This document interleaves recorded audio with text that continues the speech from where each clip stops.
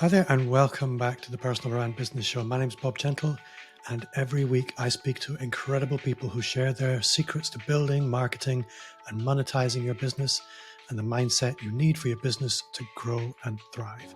Now, if you're new to the show, take a second while you still have that device in your hand and hit the subscribe button.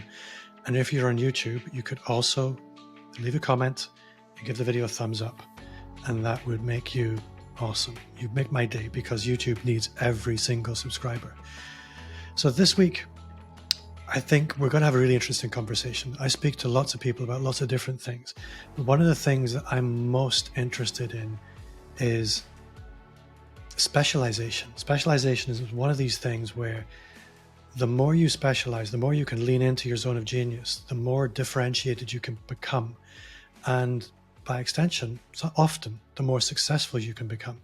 But a lot of people really struggle with that. And today, I am thrilled to be speaking to Ian Paget about logo design, graphic design, but more often, more than anything else, how he's made such a ridiculously tight niche in graphic design work and all the other things that are going on in his work. So Ian, welcome to the show.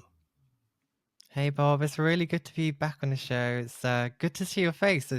Like I said prior to hitting that record button, it's good to catch up. And with you, I always get really excited because I come from a graphic design background. I ran what was essentially a creative agency for about 15 years. It's not what I do anymore because, like you, I wanted to specialize in something that was much more about taking a particular person on a particular kind of journey.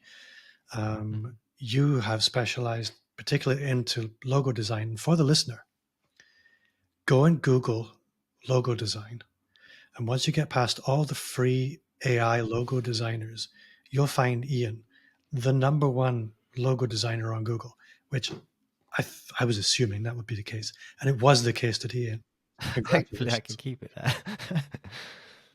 So Ian, for the listener who's meeting for the first time, can you maybe just tell us a little bit about who you are, where you are, and what kind of work you actually do rather than me destroying? Yeah, sure. So my name's Ian, as you mentioned. I'm a graphic designer. I've been doing that for, gosh, like probably about 20 years now. It's been a while. And what I do day to day now is all focused primarily around logo design. So there's essentially two sides to what I'm doing. I have my service side of the business, so working directly with clients. Generally, I work with them on their logo and often other things as well. Once we've done that logo. And then the other side of the business is developing a community and creating resources for other people that are interested in logo design. And more recently, the core focus of what I'm doing is to help creatives make a living designing logos. So I've recently I've created a book, but I've been working on like a podcast community, blog, all sorts of other stuff.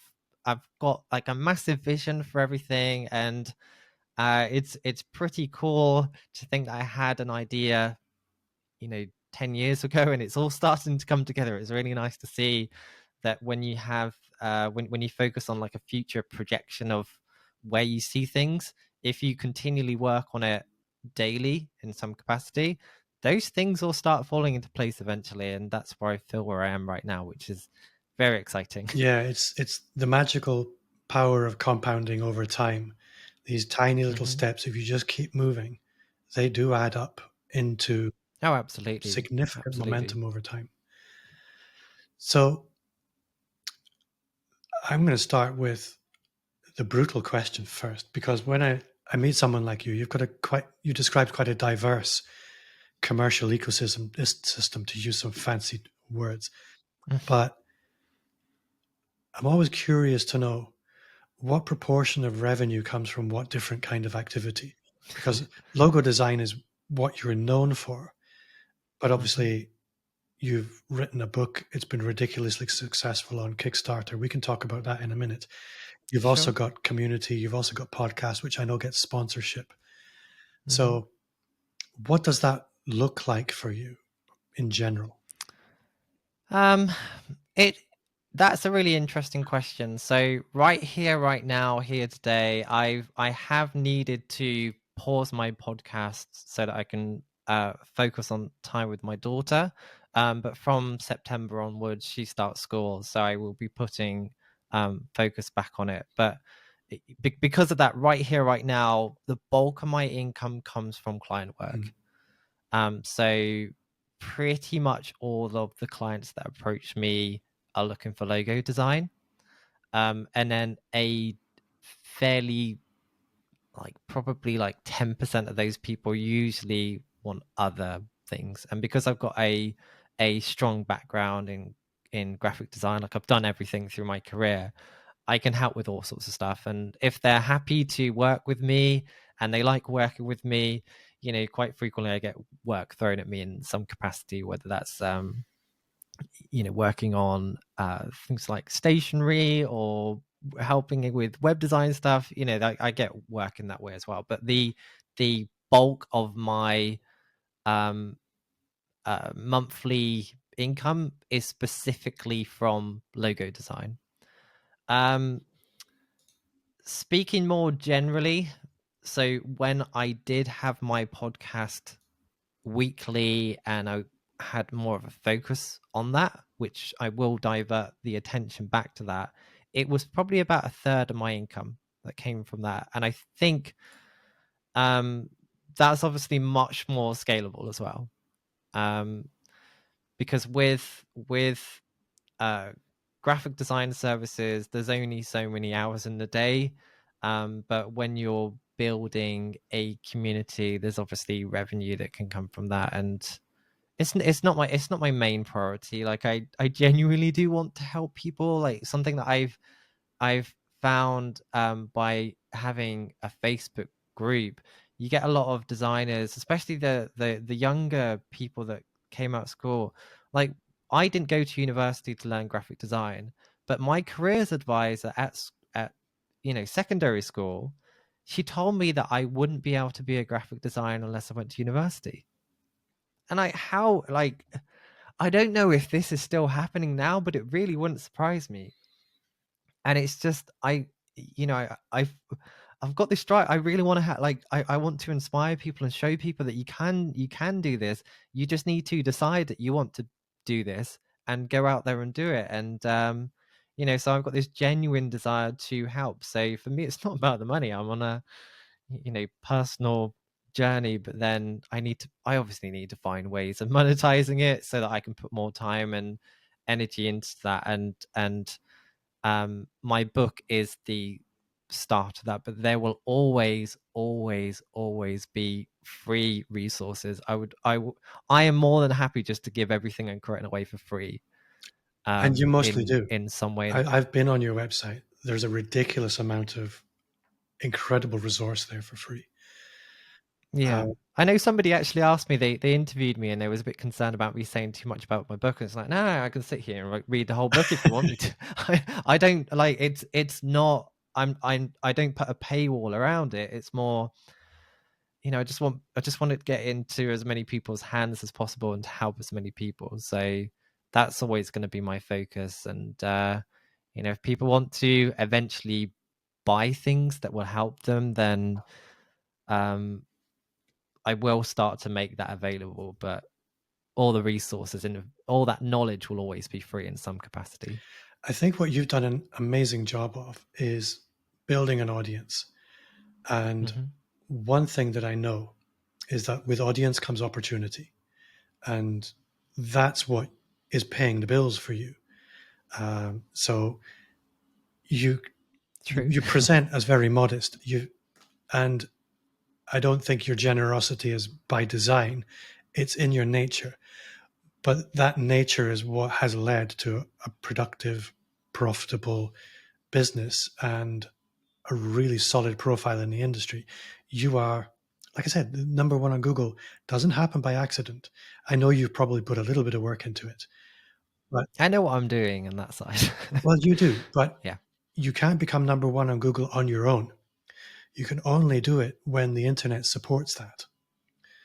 in your space. It's impossible unless you've got Mm-hmm. a massive amount of incoming traffic. And there are only a limited number of ways you can generate incoming traffic. And one of them is by being incredibly valuable. And your website is incredibly valuable. That's why people link to it.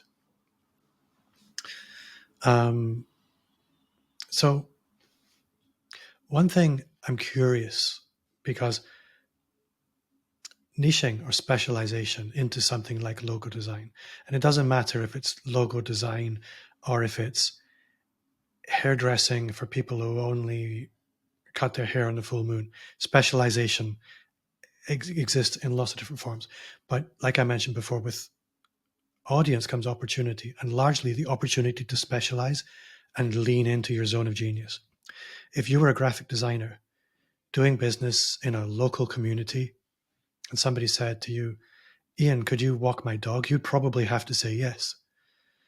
But because you have a very large audience, you don't have to do that. So I'm curious to know what that journey towards specialization looked like for you. And if you have any advice for anybody who's thinking to themselves, I can't niche. The world just won't support that. Sure. Okay. So everything that I've done has been very organic. It hasn't been intentional. So how the idea of Logo Geek originally began uh, uh, was that I used to in my full-time job I did the occasional logo. So I started to do it in this job, but the only thing is it wasn't very often. Like it was primarily like a web design job. So usually the companies already had everything.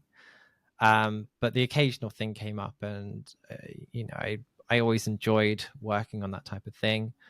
And in my free time, I just finished a large personal project, and I wanted to start working on smaller projects. After working on a huge long-term project that spanned over several years, and the idea of logo design came up in conversation. I didn't have much experience around it then, but I thought, yeah, this sounds cool. Like, and really, this was just a fun side project. So never about the money. So friends that wanted logos, I did them for them, and family and friends, I did it either for free or for cheap, and I would put it on a website. And I wanted to learn more about this area so that in my full-time job, I could start to apply this knowledge, because that's always been my focus, is, advancing in my career, being hired by somebody else. So, I was gradually just, designing stuff, sharing it, writing a blog.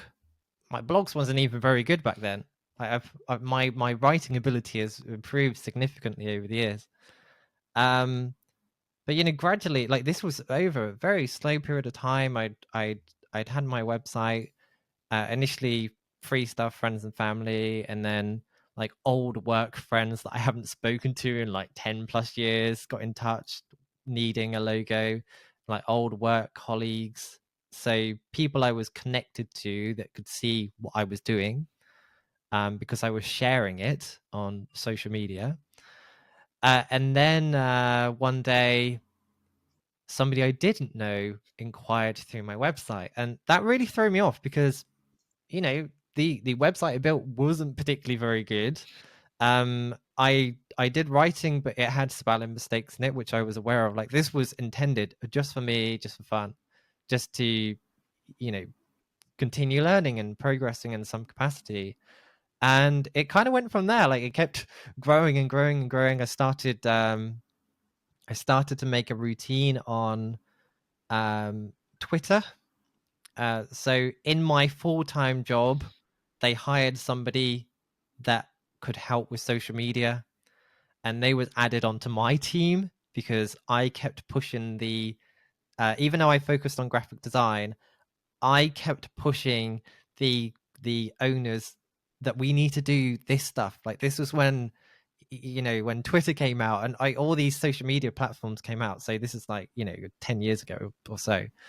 And I was always pushing it. So they put that person on my team and I needed to manage her. So I started to learn some really interesting like growth hack stuff for social media. And, the company never ended up doing any of that stuff, which was a real shame. Like to them, it was just a waste of money, waste of time. I started doing it myself. And I made this routine that every day, every single day, when I woke up for work, and this would be like 6:30 a.m. in the morning, get out of bed, first thing I did was posted on social media. And I just made this my routine and, use some of these growth hacky things that don't work now, but they did then. And I started to build up this audience that, and you really got this compound effect. So that impacted this thing, that impacted that, and then my website started to rank on Google, and um, you know, domino effect.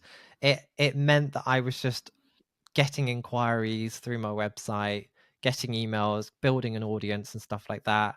I was still in a full-time job throughout this whole process. It was exciting, but it was also very stressful because I had a demanding full-time job. And at that point, I was like a creative director for the company. So it was a demanding job. I'd have to wake up early. I'd come home quite late. I'd end up working late and stuff like that. And then I'd come home and I'd have to reply to all these emails that came in and try and keep on top of it. So for a long time, I seriously questioned whether I wanted to do that. Like I felt like I needed to choose between the two. And I did. I thought, yeah, I'm going to focus on my full-time job. But I could never cut the cord on my side project because it was doing so well. And it took my mum passing away to, to start to question to myself, do I want to regret anything in life? And I know if I cut the cord on that and never did anything with it, I would regret it. And my God, I am so glad that I jumped ship because I did eventually hand in my notice. They gave me a part-time position, and um, it everything came at the right time because I know that was going to happen. I started working so hard on my website. So I redesigned like all my main pages. I booked in as much work as I can. Like I said yes to everything that was coming my way. And like a couple of months after going part-time, I actually had a call from Cambridge University to design a logo. And while previously, when working on the side, I used to just send emails and like I would never pick up the phone to speak to somebody. But I suddenly had time to speak to them on the phone. Mm. I suddenly had time to put together nice formal proposal documents. I suddenly had time to do everything the way that I wanted to, and I got that project. I mean, I'm somebody I was told at school that I couldn't be a designer if I didn't go to university. I didn't go to university, and I just got hired by one of the biggest universities in the entire world off my own back to design a logo, and that was just mind blowing. I've done 2 logos for them now. I've done a lot of stuff. I've done a lot of pretty decent things, but as you can see, it's been very organic. Yeah. Like it hasn't been an intentional thing. It's happened very naturally, but I believe if you want to do something and you do it and you work towards a long-term vision, you will get there. It's just inevitable. I But absolutely most agree. people give up too soon. I think the careers advisors at school, they did tell me that I couldn't become a ninja space pirate. And actually, they were right. But actually, if it's within the realms of if anybody does this job, you probably can do Mhm. it by just consistently taking the small steps towards it. I think there are some jobs that, and very, very few, that require formal qualifications. like you, I didn't go to university, and it hasn't really caused me a day of issue. There's not a single client has ever asked me if I've been to university or asked to see any qualifications. In the design industry, in the creative industry, it's all about what you've done. It's not and what you can do. It's not about portfolio and reputation. So what I love about the way you describe that is it's really about following curiosity. It's about following what lights you up. And I think a lot of people are scared to go that journey, to follow that path. And I think they think that it has to be an all or nothing. And I think a lot of the time people have a bit of an ego issue, thinking, well, if I'm going to set up my own business, then I want to have everything the same as I do in my permanent job. And if I can't have that, I'm not going to try. And what you described was a beautifully incremental process of tiny little bits of dabbling that gradually grew and grew and grew and grew and grew until the point where you stepped into the full-time independent business. It was as natural as breathing. I mean, obviously it was scary, but you crossed the bridge into a functional business, which is, it's not impossible for anybody, but so few people do it. Now, this kind of brings me to the purpose of your book, the how to make a living designing logos. I just want to correct you. It's not a how-to book. Well, sorry, that's intentional, and I can talk through the reason why I've done that if it would be helpful. Go on then. Making a living designing logos is the actual. Sure. So when I first had the idea for this book, it was very early on. So when I started to become obsessed with the idea of logo design, I started to read every book I could find, every social post, everything. And this was driven by this desire to share daily on social media. So that drove my obsession, essentially. And I found this like weird pattern with the books that there was no book that explained everything. You'd read one book and it was different. You read another book, and I was thinking, there's a great like nugget of information in that one, a really great nugget, and like you learn, like with design books, you learn something different from every book. And I was thinking back then, it would be really great if all of this stuff was put into, like the ultimate guide to logo design. And that kind of sowed the seeds for this idea that, maybe I should write that book. That was a long time ago. That was about 10 years ago. So that's sowed the seeds for it. But when I eventually started to work on my book, I started to write that how-to book. And I found it really hard because it needed to be written in a certain way. And also I had this confliction in my head, like, but there isn't, like, that isn't the way that you do it. You could also do it this way or this way or this way or this way. And I know I could write all of those options down, but it didn't really make any sense. So what I started to do and what felt more comfortable to write was what I've done, what's worked for me. So the whole book, the whole idea of the book started to become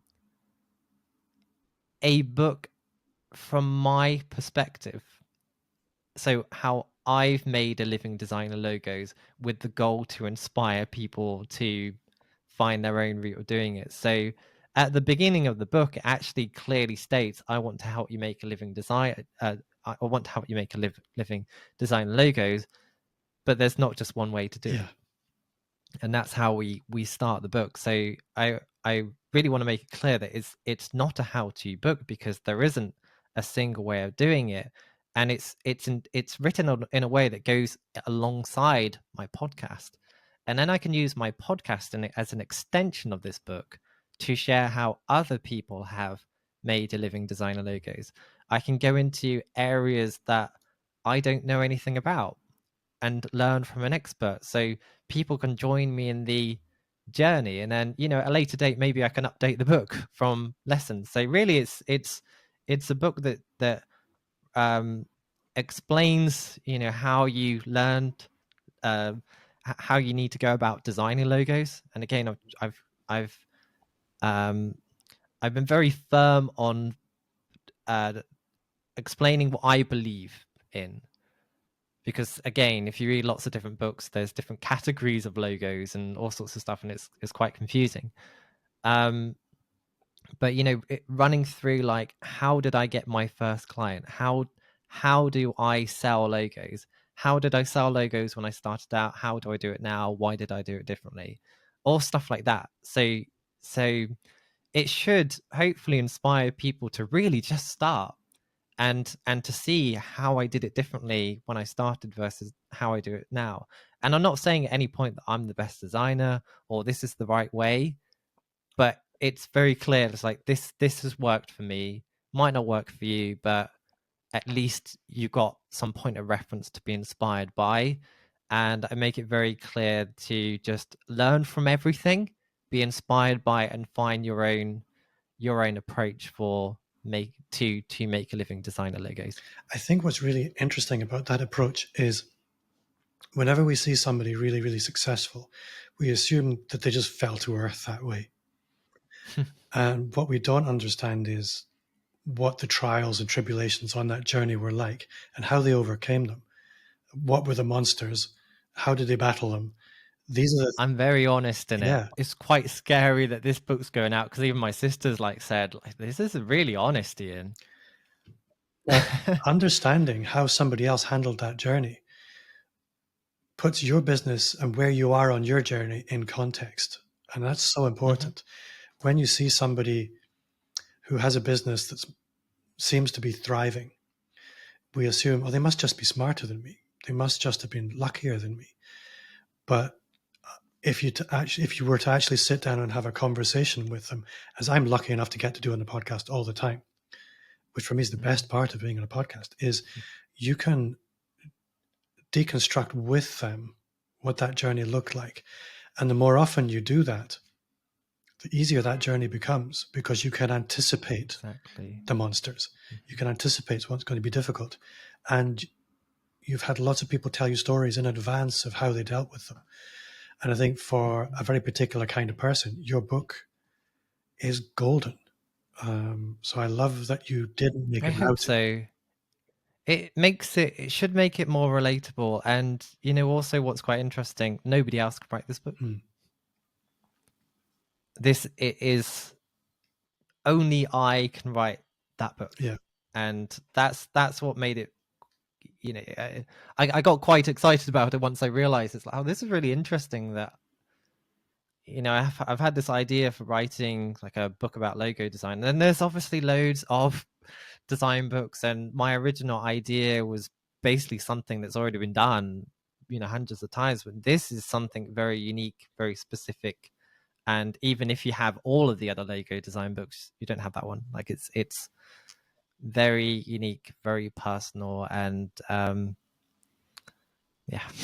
One of the things that I like about this is a lot of agency owners and designers, they're not very quick to admit to shortcomings, because admitting to weaknesses, especially in a corporate or a commercial environment, it can be held against you a lot of the time. As I'm sure you've experienced, vulnerability is not a Yes. strength in the creative industries. Or in my experience, it hasn't been. I'm sure that's a blanket statement that it isn't justified. But one of the things that you regularly do is you are vulnerable, but also exceptionally generous in the way that you lift up others. One of the things that I noticed straight away, simply scrolling through your social media, is you're as ready to show other people's work as you are your own. And that's really unusual, actually. Across many industries, it's really odd for one organization in a vertical market to point at essentially a competitor and say, look at this, they've done a fantastic job here. And you do it all the time. And I'm interested to know, is that strategic? Is that just personal nature? Um, Because I it's love it. hard to answer. And I think this is something that I look at and I immediately think, I want to do this because I can see so much power in it. Yeah, so sharing stuff on social media. The bulk of people that follow me actively are other designers. Clients don't follow me. They discover me. They don't follow me. I mean, they do follow me once they've started working with me, but the initial attraction is different. So everything that I'm doing day to day actively on social media, my assumed audience is other designers. So sharing my work, their work, whatever, it's if somebody does good work, you should show it. For me, it's inspiring. I think what they've done is amazing, and there's so many designers that are just, you know, I really it's something I really love about the design industry is that everybody is there to support each other, and I've really noticed that with my book. Like it I mean, with the exception of a small 1% that won't do this, everyone else is just really just behind it and supporting it and shouting about it. And it's really quite magical when you think about it like that. Um, but in terms of like content on my website, if you do everything the way that you're supposed to, and I speak about this in the book, so if I listen to everything that was explained at Upreneur Summit and the way that everybody is supposed to run a business, you would work out exactly the type of person that you're wanting to target. You would create content that speaks to them, blah, blah, blah. And yes, I do agree that that probably works. And I am planning at some point to explore that as a potential direction. But right here, right now, clients don't read blogs about logos. No. They don't care. They will literally find a website, think, oh, he does great work, and then they will send an email. They don't spend time reading my blogs. They don't spend time listening to my podcasts. If they do, it's just because they want to have an understanding and just see if this guy knows what he's talking about. And if I'm there, the person that's interviewing designers, writing about logo design, now got a book about that, it gives so much credibility to me more than anyone else that I have on my podcast. And yes, I'm sure the occasional client that comes on my website does go to somebody else, but they can access Google anyway. Like they can still find that stuff and see what's out there. So how I see it, I'm creating content that just shows that I know what I'm talking about and that I have a passion and an interest for this topic. And like I said, that decision from clients, and I'm assuming here, I haven't done any I haven't really looked into it, but my assumption is they find a website, he could do the job, send a message. I bet the decision is that fast. I think you're right. So one of the standout things again with your book is you didn't just Amazon print on demand. This is Kickstarter. I was going to.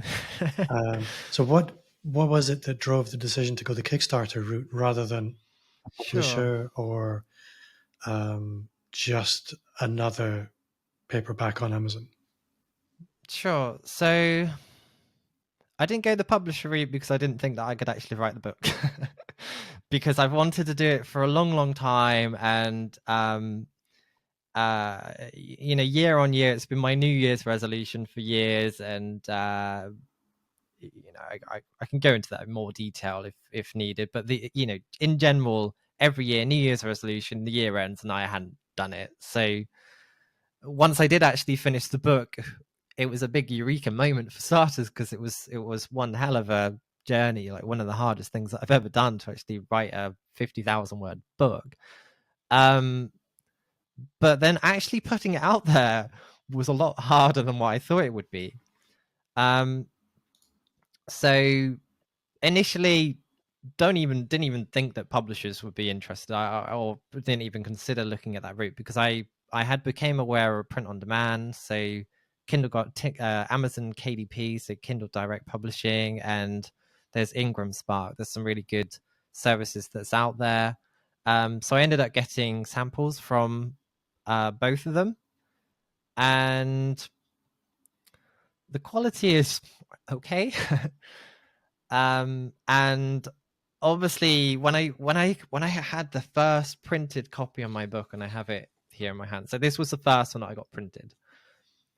That was quite a magical moment. Like it's so surreal to see this thing that you spent like years working on, and you've only ever seen it on your screen, to actually like turn a page. It's like, this is a book.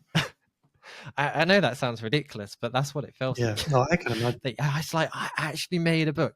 But then when it starts sinking in, I read a lot of graphic design books, and usually they're from publishers. It's not on the same level, and like some of the pages from Ingram Spark in particular are blurry. And if I got that book, I would send it back, because it's just not good. Like, I mean, it's all right. Amazon KDP has actually been very good quality of the two of them. But again, it's all stock material, and also it's really expensive. Like, in order to make like 50p, the book has to be like £30 something through print on demand. Like, literally, I mean, I haven't done it for money, but literally, like, come on, people are paying £30. I'm only getting 50p. I put so much work into this. And also, if I wanted to use the extended reach, so that bookshops and libraries can access it, the book would have to be like £40 or more. It's like, no, design books are like 20 quid. This is just a stupidly expensive design book. Nobody wants to spend. I mean, sure people will pay that, but nobody really wants to spend that much money on a book. At least not on a book like this, I mean. So I did start to look into black and white printing, and actually that's a viable option. And I was thinking, like, maybe I could have two versions of the books, like a high quality full color version and a black and white version, which could work. And I have designed the covers for it. So basically there's like a black and white edition and a full color edition. So that was one option. But one day it was one evening, and bearing in mind that I look after my daughter half of my time, and I don't use childcare or anything, so I spend half my time with my daughter, and then the rest of the time I need to get client work done, so I don't have a lot of free time to just play. So I got a quote from a printer, just out of interest, like, how much would this cost to actually use a print company? And the costs were a lot lower, and it would obviously be higher quality, and you could do fancy stuff like embossing, and you can have like colored pages. Like, you can do a lot more with it when you are getting a bulk lot of printing done. And I don't have the disposable income to buy, like, several £1,000s worth of books, and also that's quite high risk. So I was thinking, maybe I should do it on Kickstarter, because I've done a podcast about Kickstarter, so I've got an understanding about it, because I've had an in-depth conversation with somebody about it, and I thought, yeah, okay, I'm going to try that. And literally that same night, like, this was literally 10 p.m. I went on, wrote all the content, sorted out all the images, made a video, and I was in a very much done is better than perfect mode, and that's been my mentality just to finishing off the book, to be honest. I literally sat down where I am here, got my phone out, made a video, wasn't perfect but was good enough, put it all together, and I finished it about 1:30 in the morning. And I know it's about that time because that's when the campaign ends, at a silly time in the morning. But I stuck it on there, and I was going to schedule it, but I thought, live. I just literally just pushed it live, then went to bed. And 12 hours later, so like I said, I pushed it live about 1:30 in the morning. Next day, woke up, I literally woke up to it nearly fully funded.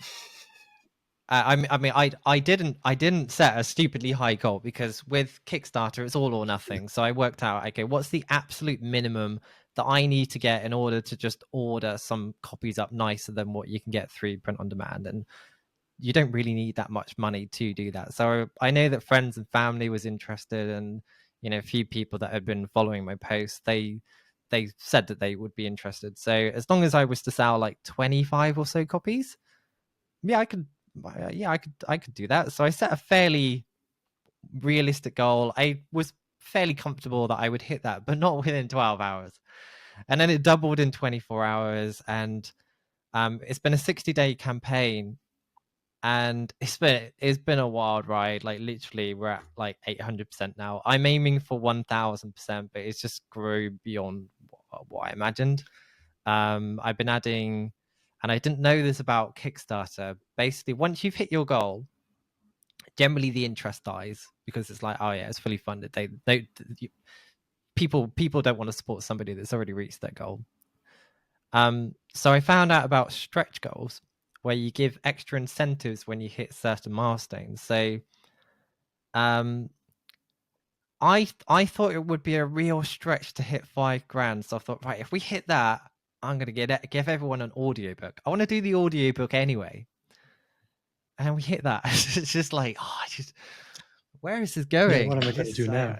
I created a list of all these goals, and it's like, I did not think that they would all get ticked off, and it's been very, very exciting. There's also another side to this that I think is worth sharing. So I like progressing. I just want to crack on. I just want to move on. I've had the dream of this book for years. I wanted to finish off, get out there, move on to the next thing, because I've promised myself I'm not allowed to do anything new until I finish this. So I can't do anything new until this is finished. So I finished writing the book, got to a point where I'm happy, with the exception of proofreading. My sister offered to help proofread. My friend offered to have a proper read through it and give feedback. So there was this period of time where I'd given it to them, and then it's just like, I'm waiting. I can't do anything, can't promote it, can't speak about it, can't. And it's really frustrating when you have been working your absolute butt off on it. So like I went months of like getting my daughter to sleep, and sometimes she sleeps quite late. Like sometimes it's really hard to get to her to sleep, and sometimes I even sleep, I fall asleep as well. So I have worked when I've been absolutely worn out and tired, but I've still done it anyway. And it's really frustrating to do that, and then suddenly like, oh, I can't do anything because I'm waiting on other people. So there was an element of that to it, that I wanted to make progress. And if I stuck it on Kickstarter, I can carry on doing all this stuff and making progress and promoting it and pushing it and doing everything that, to be quite frank, it's all the exciting stuff that you dream of doing when you're going to write a book. But nobody wants to do the hard part. They just want to do all the exciting stuff afterwards. And there was an element to that. But I am so incredibly thankful that I've done the Kickstarter route, because I think if I just stuck it on Amazon, I wouldn't be aggressively pushing it. But because I've got this Kickstarter campaign, I've been able to reach out to people and say, this is ending on Friday. This is it's ending on Sunday.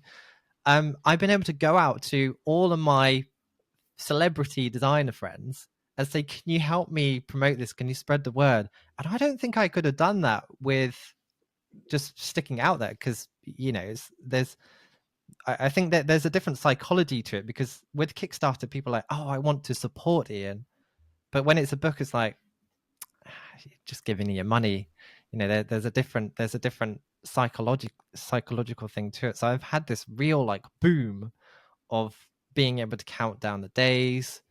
I'm basically spamming my community quite heavily, which I'm kind of looking forward to not doing that, because I feel a bit guilty for doing it. But people can see why I'm doing it, because I've got the Kickstarter counting down. We're building up to this big event. All the like all of the design community, all the big, they are sharing it and it's great. And, sharing it in emails and stuff like this. So I don't think it would have as much exposure if I went the other route.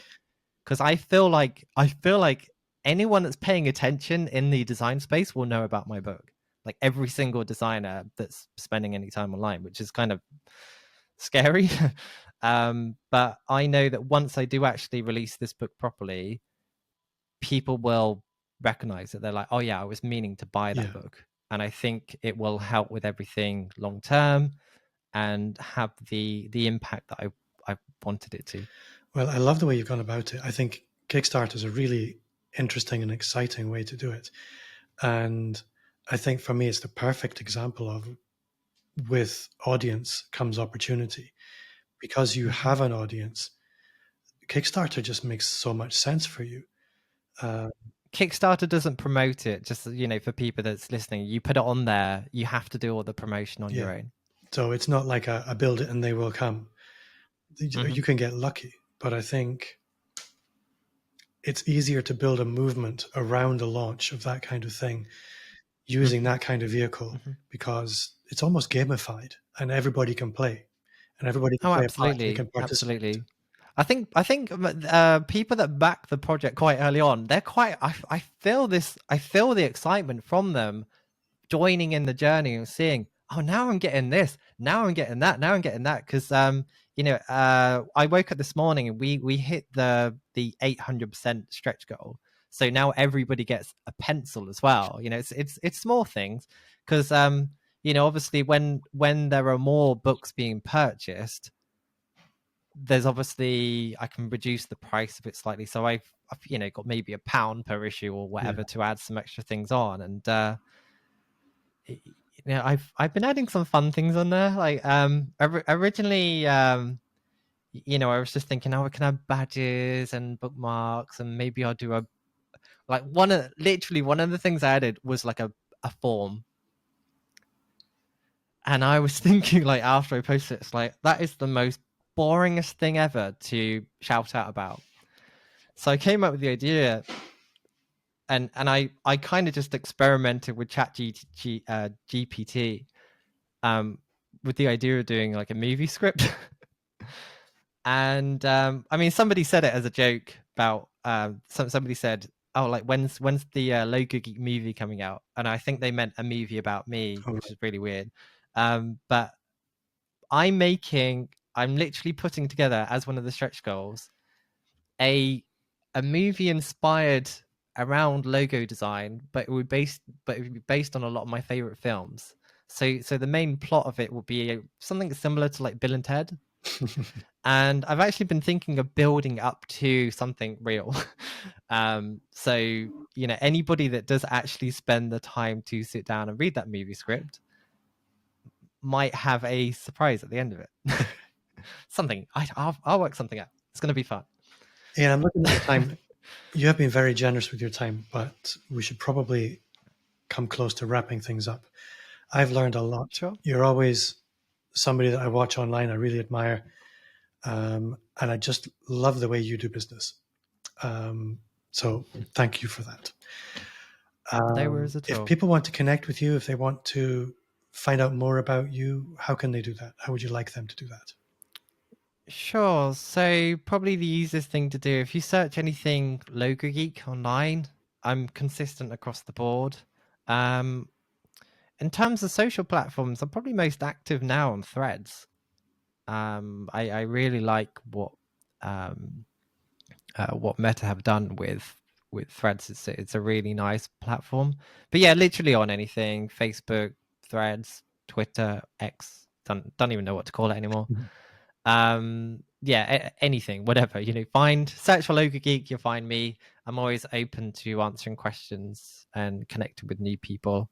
But just search for either Ian Paget or Logo Geek, and you'll find me hopefully. And Ian, my final question, the one I ask every guest right at the end, and normally they get some warning, you didn't. What's one thing you do now that you wish you'd started 5 years ago?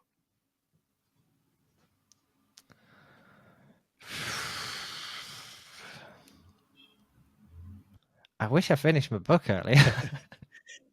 I think I mean, I did start it years ago, but I wish I started the daily routine, because I found writing a book really hard. And originally I was thinking I'm going to just write blogs. And because I was writing blogs, it meant that I was just writing one blog every few months, and that just doesn't work. You need consistent daily routine in order to do that. And in a way, I wish I did that sooner. Um, I think I had enough experience back then to have done that. I don't know. Everything's falling into place at the right time, so it's not. I don't know if this is the right thing to say, but yeah, I guess that daily active writing. I think that's I something wish I did that that sooner. I hear quite often from people who have written books, is that often it's been on the table for a very long time, and the regret kind of builds and builds and builds and builds and builds until the point where they do it, and then they think, now it's a habit, and it's a transformative habit. It Oh doesn't yeah, stop when the absolutely. book's written. There's always something that happens. I have a bugging me. This is not my first book. Mm. I have. It's really funny, because my weakness as a child, teenager, was writing and speaking. And now my strength is writing and speaking. So I feel like I have a lot of books in me, and this is the first of many, because I know how to do it now. I know what that process looks like. I know it's incredibly hard, but it's so rewarding.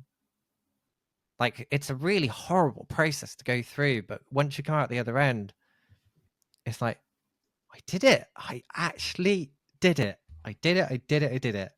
And something I really can't wait for, and I think I mentioned this prior to hit and record, everybody that backs the book, I'm going to put in some leaflet or something. I might even put like a cut out pair of glasses or something.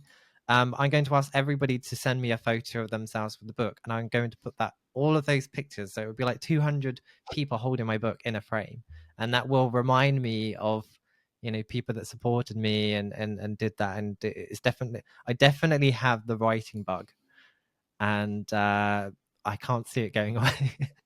Well, Ian, I can't wait to see the book. I am going to go and get on Kickstarter and get it ordered. Uh, Thank you, and hopefully you can help me reach that 1000%. That's the dream. We're at just over 800% now. I on this poster picture that I want to put on my wall, I want to be able to say 1000% funded. So if anyone can help me to fulfill that dream, that would be amazing. well, hopefully that will happen. Ian, you've been great fun. Can't wait to speak to you again. Maybe even see you in You person too. at some point soon. But for now, thank you so much for your time. You're very welcome. Thank you for inviting me, and thank you to anyone that's watched through this. So, for you at home, that does bring us to the end of another episode. Thank you for listening. And if you did enjoy the show, then I would invite you to leave a 5-star review. That's 5 stars, not 4 or 3 or 2 or 1. And again, if you are new to the show, then take a second to subscribe. And if you're a regular listener, then consider sharing the show with just one person. This is the very best way to help me grow the show. If you did enjoy the show, then you will also love the Personal Brand Business Roadmap. It's over 50 pages of everything you will need to start, scale, or just fix your expert business. It's yours for free as a gift from me. Just visit amplifyme.agency/roadmap and follow the instructions. Thanks again for watching. Thank you, Ian, for your time, and see you next week.